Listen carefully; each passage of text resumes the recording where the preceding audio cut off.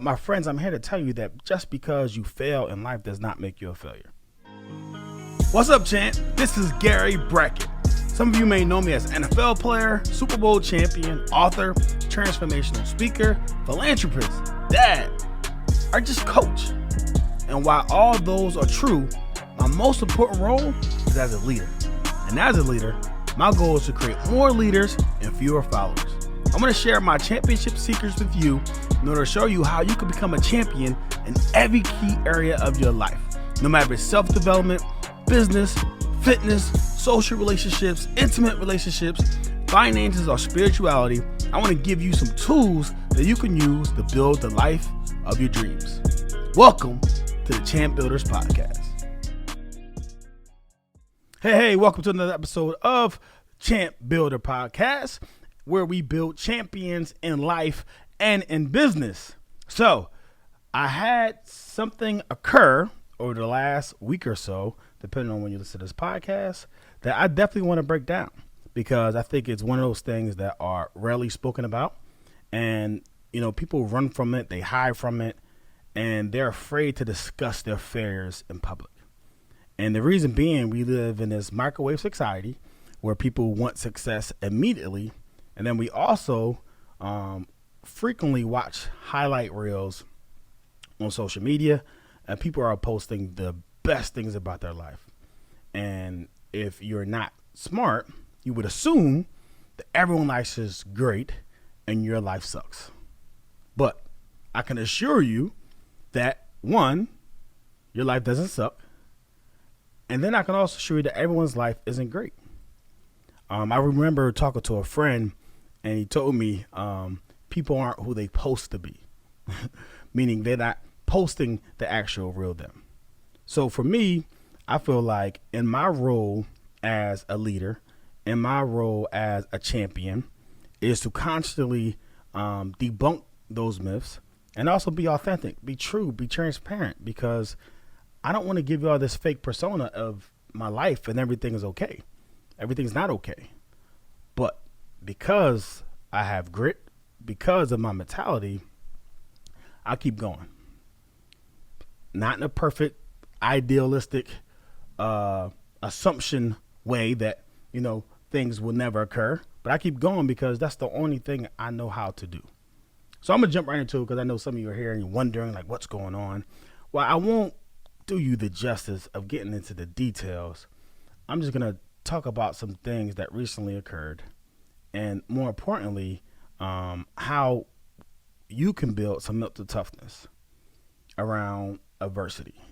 If you don't know my story, and if you just listen to this podcast, I've been faced with adversity time and time again in my life, from not getting a scholarship to college, having to walk on, to almost getting kicked out of college because I couldn't afford it, and eventually earning a scholarship, to being an undrafted free agent in the NFL, ended up as a captain, to then losing my dad, mom, and brother in a 16-month span in my first 2 seasons in the NFL, to obviously getting kicked off or not signed, fired, whatever you call you, from the Indianapolis Colts after a 9-year career, no love lost, to obviously failures in business, right? I was a restaurateur. I had several different concepts. The last being Stack Pickle. We had 10 locations. We had 7 franchisees. We had franchisees in the wings. And last year, because of the pandemic, I was forced to shut down the stores. And I did that after, doing some research, after looking at the numbers, having it all make sense. And I knew at the time, last year, 2020, when I shut the stores down, there's going to be financial ramifications, right? Like, you set yourself up financially and you put your money in vehicles that money is not liquid. So I was in a situation where I didn't have access to my cash because it was not liquid.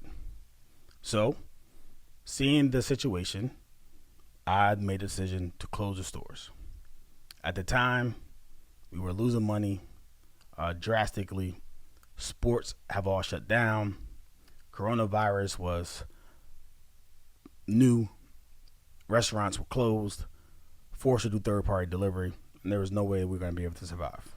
Not paying, 100% of the bank loan, the rent, the bills, and everything else we had to do. So, as a byproduct of that, right, going through the closure of the stores, I knew that I was going to have to take a hit financially, personally. And that hit was bankruptcy, personal bankruptcy. When I signed the stores, when I signed guarantee on the loans, it's called a personal guarantee, where you personally guarantee that if the stores and that LLC are not able to finance, pay the bills, then you yourself have the wherewithal to pay it. Well, I did not have the wherewithal. The debt that I owed was larger than what I had in my account.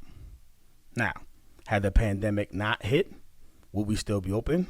I 100% agree. I 100% think that's the case. I think we are really turning the corner. 7 franchisees, had a bunch of franchisees in the wings. Sports are on the rise. Sports betting. There's a bunch of opportunities that we're working on. But guess what? You can't go back in time. So I made the best decision at the time with the information that I had. And the reason, I made the decision and I acted quickly because, one, I wanted to get my employees in line to get unemployment. But two, just the stress, the agony, the pain of going through it, man, it was a lot to bear. And I've learned in life, if anything costs you your peace, it's too expensive. And it definitely was costing my peace. Not sleeping at night, overweight, medicate myself through, alcohol and other type of things, not working out, and just struggling. So I made that decision. And over the past year, it took so long to finally get to a point to file, because you have to actually take care of your fiscal responsibilities. And as a part of bankruptcy, some things survive bankruptcy. Taxes, child support if you have many, student loans sometimes. So really just getting a better understanding of how I could limit my exposure coming out of bankruptcy is where I kind of spent the last year getting a handle on. And in the process, a lot of other things occurred. I was married last year, 10 years, and we decided to go separate ways. So in the process of getting a divorce. So now, on top of filing for bankruptcy, closing the stores, also co-parent with my ex-wife. And, I will never speak ill on my ex-wife just because she's the mother of my kids. She's beautiful. And it just gets to a point in a relationship where sometimes you grow apart. And that's very natural. I mean, the divorce rate in this country is 50%. And, a lot of the time last year, I spent healing emotionally, physically, spiritually. And so many of us, I don't feel like take the proper amount of time to heal, or do we have the proper mindset in order to heal? And what I realized through the healing process, that a part of your healing journey requires you to take ownership of your own actions and fault that occurred that led up to whatever it is you're healing from.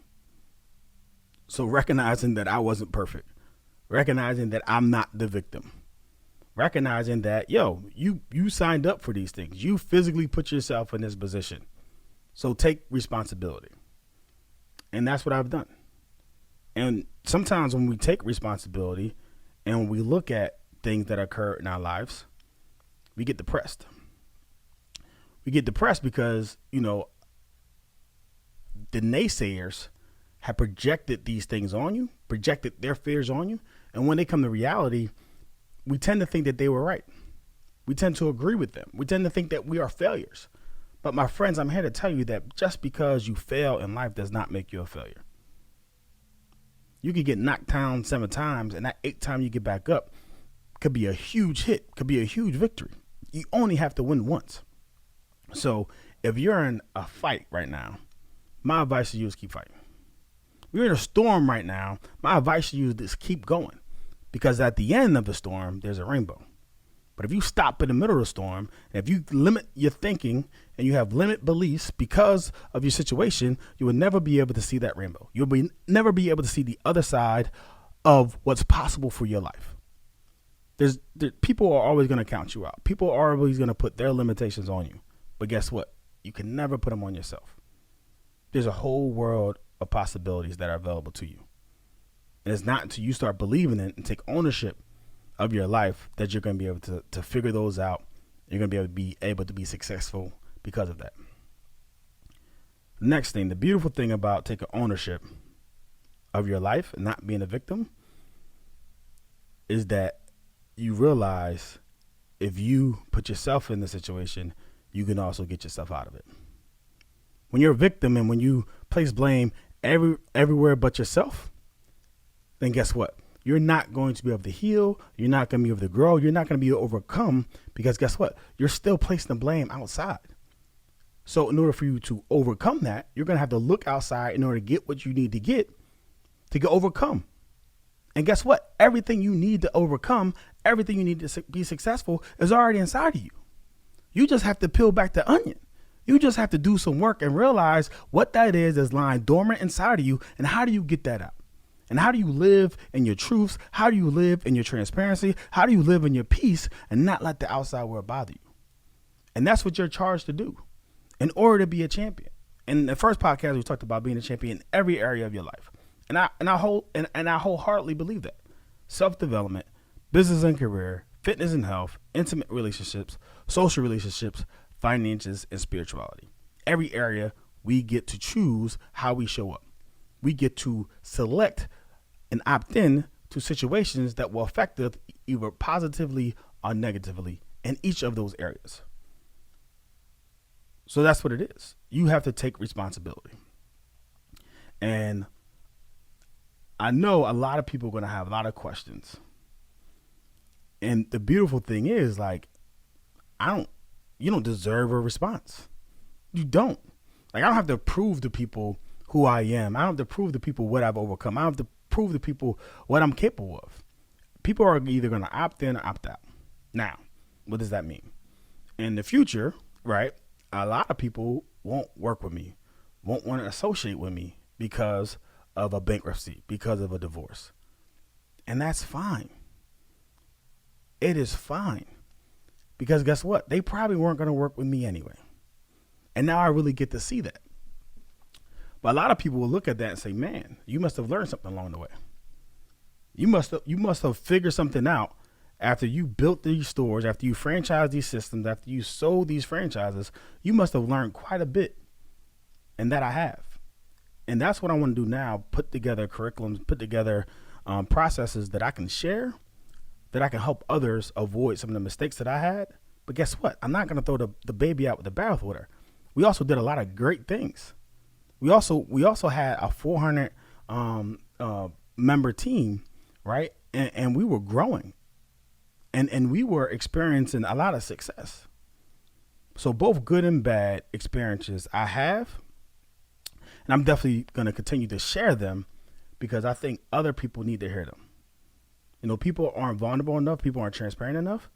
So when you see people that are successful, your mind automatically goes to, oh man, they're extraordinary.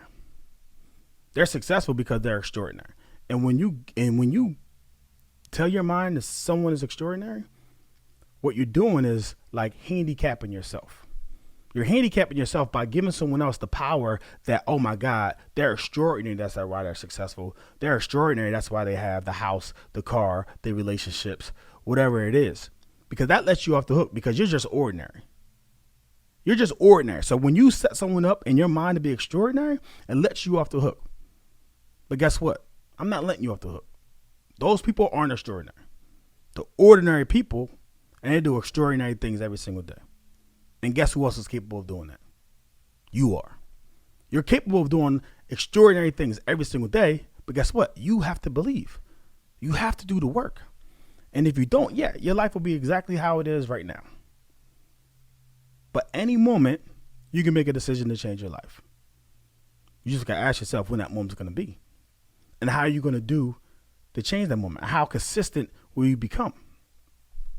Been doing a lot of work this past year, reading, researching, getting different type of certifications, one in business development, on how to structure your business for success. Something that we were good at, but we're missing some pieces. So very comfortable now with setting up a business organization, how you manage, how you meet your team, how you set up systems and processes. As a certified franchise expert, that's what we kind of did with our restaurant. So now understand how to do that with other businesses. Also went to school or took a class on a certification for advertising. So how do you get customers? How do you extract extra cash? How do you capture leads? How do you communicate? So all these things are in my toolkit, and I knew in order to be better, I had to become better. In order to become better, I knew I had to educate myself in areas where I was weak. See, when we watch a film, right, as a football player, that's what we would do. We would play a game, and then after the game, good or bad, we would go back and watch the film. And in the film room, we had the saying, the eye in the sky doesn't lie. Meaning that what's caught on capture in film, that's who you are. So if you say, I played great. Well, if the film shows you had 8 mental mistakes, you had a bunch of missed tackles, missed opportunities, the film doesn't lie. So when I play back the film in my life, it doesn't lie on where I was at, what are my strengths, what are my weaknesses. And the goal for me was to increase what my weaknesses are and start to make them strengths. And we all could do the same thing. We all could do the same thing by making our weaknesses strengths and making sure that we can take care of it once and for all. We never have to deal with that again. So my question to you are, what are your weaknesses? If you look at those 7 pillars in your life, what are some areas where you can get better at? Right? How do you overcome adversity? How do you do a better job? So that's my question for you. And I'm going to leave you with something. I just don't want to talk and just, give you generic information. I want to give you 10 ways how you could build mental toughness, how you could build that championship grit, and how you can overcome adversity when it shows up in your life. I'm going to take a quick commercial break, and then I'm going to come back and give you those 10 ways. All right, we're back. And as promised, I'm going to give you 10 ways how you could build your mental toughness. 10 ways. The first way is to focus on things that you can control. In your life, there's going to be a bunch of things that occur. Some of which you can control, a lot of which you can't. If you can't control it, don't spend time focusing on it. Don't spend time worrying on it. Because all you're doing now is adding stress to your life. You can't control it. So let go and let God. Focus on what you can control. Focus on what you could do every single day, every single moment to get better in your life. Stop focusing on what you can control. Stop focusing on the outside world. Stop focusing on the economy, what's going on. Yeah, you can take track of it. You can keep a pulse on it. But guess what? You can't control it. So focus on what you can control. And even with the pandemic, yeah, there are a lot of people that lost a lot. There's a lot of people who had to shut down their stuff. There's a lot of people who had record year in profits because they control what they could control. So don't just, whoa, it's me. Everyone's out to get me. Don't you agree? No, I don't agree. The world's a beautiful place and we get to make it that way. You know why? Because I have the pen and I can get to control what I can control. The next thing I want to talk to you about. What's your purpose? What's your purpose? Constantly remember your purpose. Like, what's your why? Why are you here? It's not like Groundhog Day. Every single day we're doing the same thing, mundane life. You have to have a purpose. My purpose is my children. My purpose is to leave a legacy. My purpose is to finish my life stronger than what I started by leaving an impact, by impacting others, by creating more champions, and by creating more leaders and less followers. That's my purpose. That's why I live the way I live. That's why I show up the way I show up. Because I have a calling on my life, right? Adversity is given to people that I feel like they can handle, right? There's this thing like, don't mess with people who face adversity after adversity and figure out ways to overcome it. 'Cause those are God people, right? Those are God's people. So if you're in a situation where you can impact others. When you're in a situation where you can focus on your purpose and remember and write it down, have it stitched in your brain, then when things get hard, which I'm sure they will, then you can keep going. You can keep moving forward because you have that purpose. Next thing, number 3, celebrate your small victories. So many times in life, we're waiting for this big moment to occur to celebrate. Where oftentimes, along the journey is where the celebration should happen. We won the Super Bowl with the Indianapolis Colts in 2007. We beat Chicago Bears in Miami. Rained the whole game, messy, sloppy, everything, right? Defense got an interception. Kelvin Hayden ran it back for a touchdown, sealed the victory, and we celebrated. And what I noticed when I woke up the next morning, water was wet. My toothpaste tasted the same. I put my pants on one leg at a time. And the reason I tell you this is nothing really changed. Yeah, I was crowned a champion. Yeah, I have a Super Bowl ring. But guess what? I started to reflect on the journey. I started to reflect on all the small opportunities, all the small wins that I had on the way. Me getting a scholarship in college. Me making an NFL roster. Me getting named starter. Our team success. What we were able to accomplish. What we were able to overcome. And then you start laughing like, man, I wish I would have enjoyed those moments more when they were there. So I told myself, now I'm going to enjoy the journey. I'm going to enjoy those small victories, those small wins, because they're going to lead up to the big ones. The big ones are guaranteed. It's more, enjoy those small victories. Number 4, act first and feel later. So many times we're waiting for things to be perfect to act. So many times we're waiting on the moment to be perfect for us to act. We're waiting on a perfect scenario. We're waiting on a perfect opportunity. Like, the opportunity is not always going to be perfect. You have to start acting. You can't see like the staircase, or not even the staircase, the driving. I was driving to the Hall of Fame about 3 weeks ago. Peyton Manning and Edgerrin James made it to the Hall of Fame. So I'm driving on the highway. It is raining like crazy. Like I was, I'm on the phone. I had to hang up like, hey, let me concentrate. So I'm 10-2 on the wheel, right? I'm concentrating. I'm focused. I could only see legit 5 feet in front of me, if that. So you know what I did? I focused on the 5 feet in front of me. And then when I got 5 feet further, you know what I did? I focused on the next 5 feet. And then when I got 5 feet further, you know what I did? I focused on the next 5 feet. So act now. Focus on what you can focus on and take care of that. Number 5, visualization exercises. I really think visualization exercises were the key to my success in NFL. I remember Coach Shiano, I was at Rutgers. I was named the starter. Our first practice after spring ball, I was the starter. So I'm middle linebacker. I must have missed like 5 tackles this practice. I'm trying to kill this dude. Dennis Thomas was the running back. Shifty dude out of Salem, South Jersey, stand up. Trying to kill him. Kept making me miss, making me look bad. Coach comes to me, he's like, yo, what are you thinking about? Like, what are you out there? Like, you balled all winter break. Like, what's going on? What are you thinking? I was like, man, I don't want to mess up. So you're thinking you don't want to mess up? Yeah, I'm thinking I don't want to miss a tackle. Like, what you focus on grows. You focus on missing tackles is the reason why you're missing tackles. I want you to change your focus. Every single day, I want you to focus on making a tackle. I want you to focus on getting them to the ground. I want you to focus on getting the ball out. Change your mind. Change your attitude. Visualize success. And then you'll step to obtain it. Same thing in life. You visualize success. You visualize yourself living in the house that you live in.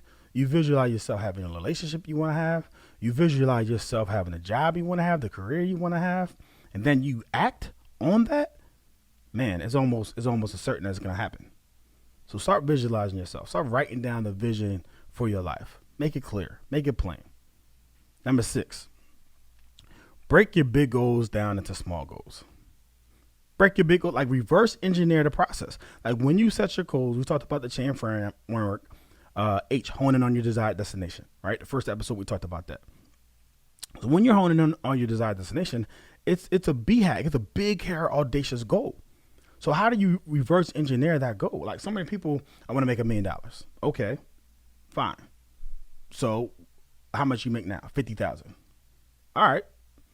So before you get to a million, you gotta get to 75,000. You gotta get to 100,000, 150,000, 200,000. There's a bunch of small goals, small increments that are from where you're at now to where you want to go.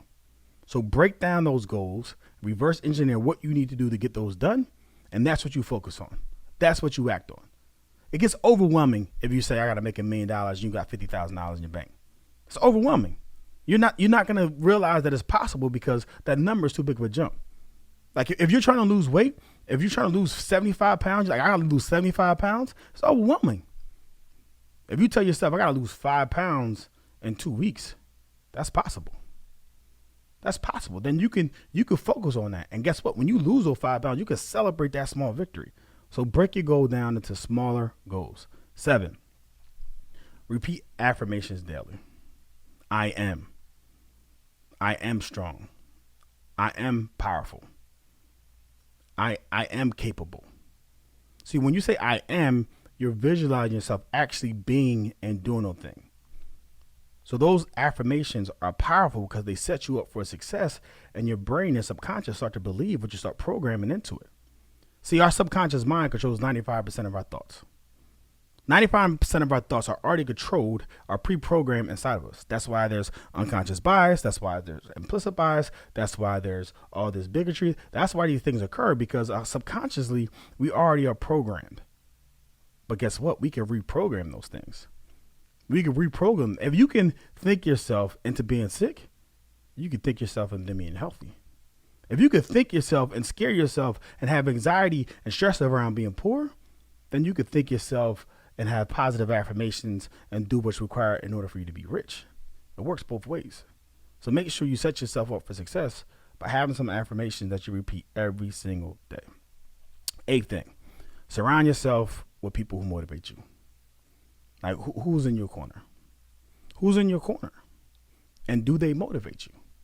See, if you set yourself up around a whole bunch of yes men, a whole bunch of yes women, people that just go along with whatever you do, people that know what you're doing, you're on a path of self-destruction, and they just agree to it, they're complicit. In so many situations, people get upset about decisions that were made, and however, I look at them as like complicit in whatever happened because they had an opportunity to speak, they say something, they share some information, and they didn't. Like, what kind of friend are you? Are you someone that's going to hold someone accountable? If you're someone that's going to keep it real with someone, you're going to challenge someone? Or you're someone just going to sit around and just say, okay. Like, most people just want to sit around and say, okay, because guess what? Like, they always want to feel like if I keep them there, I can feel good about myself because I'm doing a little bit better. I'm doing a little bit better. So you got to watch out for those jealous people. Don't want to hold you accountable. That don't want to give you put you up on game. Don't want to share opportunities with you because what? Because they always want to be in front of you, and they want you to stay exactly where you are in that relationship. Nah, you got to get rid of that. Find people that motivate you. Find people that challenge you. Find people that take you out to workshops. Find people that give you books as presents. Those are the type of people you want in your corner because they're motivating you to be better. They understand your dreams, your visions, because you shared it with them. And now they're trying to figure out ways that they can help you be successful. Those type of people you want to surround yourself around. The 9th thing, expect adversity and expect to overcome it. Man, this changed my life when I heard this. Expect adversity and expect to overcome it. So many times we feel like it's not fair that something happened to us. It's not fair that I had to file bankruptcy. Not fair that the pandemic came and they cut off sports and they made us do third-party delivery and they take 30%. That's not fair. What's life's not fair. Adversity is gonna come, and when it comes, right, be prepared to overcome it. Like you survived 100% of your bad days up until this point. You survived them. You're still here. You're standing. You survived 100% of your bad days, and you're gonna survive the next bad day. So program your mind that no matter what adversity that comes your way, you're going to have the ability to overcome it. And when you know you can overcome things, right, you don't mind going through the storms. Like, I don't mind going through the storms. You know why? Because, like, if you're a ship right? You're not made to dock yourself, right? A skilled sailor, right, has never been on the dock. They're in the storm. And you've learned so many valuable lessons in the storm. But so many people run from it. They hide from it. They quit. They go back. Like, your destination is closer than you returning back to you were. You left there for a reason. You don't want to go back there. Fight through. Get a reward. You already got pain. What's your reward? Go get the reward. So expect adversity. Expect to overcome it. The last thing that I'm going to leave you with is unlearn your thoughts around failure. Unlearn your thoughts. We were taught at a young age that it was bad to fail. In class, in school, we're set up. If we don't learn something, we get bad grades, right? I saw this meme, and I really love it. And it's a teacher, and he's giving a test. And it's a lion, it's a human, it's a monkey, it's an elephant, it's a giraffe. And our school system is giving everyone the same test and then grading you accordingly. How is that even possible? How do we still have the standardization in our school system where a bunch of the information that are being learned, we don't even do? Like, when the last time have you did half of the stuff that you learned in high school? So we should really be teaching kids how to learn, how to use discernment, how to develop emotional IQ, right? Those are the things that are valuable. So unlearning your thoughts around failure, right? Failure is not the opposite of success. Failure is a part of success. And I would tell you that when you look at the most successful people in life, they also have the most failures. Look for baseball, for example. For example, you know who has the most home runs and the most strikeouts? Probably the top 5 home run hitters in the history of the game. They have the most home runs and the most strikeouts. You know, in the NFL, who has the most touchdown passes and the most interceptions? Again, the top 5 or 10 guys that have the most touchdowns have the most interceptions. Those guys fail over and over again, and they don't think of it as failure. They are learning. It's a lesson. They're going to get back up, brush themselves off, and get right back to it. And that's what you need to do. So when you fail, don't lower your head. Don't go cower into a corner. Don't let people punk you and talk all this noise. Oh, I knew it was tough. Oh, I knew the restaurant industry was challenging. Oh, you're not smart. Bruh, don't listen to any of that. That's outside noise. Control what you can control. Focus on what will get you to your destination.